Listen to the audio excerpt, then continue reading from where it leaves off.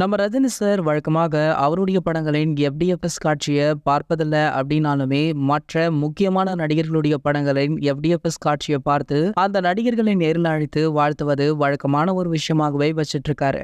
என்னதான் அவருக்கு வயதானாலும் கூட தற்போது வரைக்குமே அந்த விஷயத்த கரெக்டாக ஃபாலோ பண்ணிட்டு இருக்காரு. ஸோ அந்த வகையில பாத்தீங்கன்னா தற்போது அண்மையில தளபதி விஜய் அவர்களுடைய கோட் திரைப்படம் உலகமெங்குமே வெளியாக இருக்கு. இந்த படத்தை தலைவர் ரஜினிகாந்த் அவர்கள் எஃப்டிஎஃப்எஸ் காட்சி பார்த்திருக்காராம். அப்போது இவர் தியேட்டருக்கு செல்லும் போது எடுத்த புகைப்படங்கள், வீடியோக்கள் அப்படின்னு சோசியல் மீடியாக்கள்ல வெளியாகி வைரலுமே ஆகிட்டு இருக்கு. மேலும் தளபதி விஜய் அவர்களுடைய திரை வாழ்க்கையில இந்த படம் பாத்தீங்கன்னா ஒரு மிகப்பெரிய இம்பாக்ட கிரியேட் பண்ணும் அப்படின்றது நல்லாவே தெரியுது. காரணம் என்ன அப்படின்னா படத்திற்கு தொடர்ந்து நிறைய பாசிட்டிவ் ரிவ்யூஸ் தான் வந்துட்டு இருக்கு. இது வரைக்குமே தமிழ் சினிமாவில் இல்லாத அளவிற்கு இந்த படம் ஒரு மிகப்பெரிய வசூலை கொடுக்கும் அப்படின்னு பல சினிமா பிரபலங்களுமே அடித்து சொல்லும் அளவிற்கு படம் டாப் டக்கராக இருக்கு.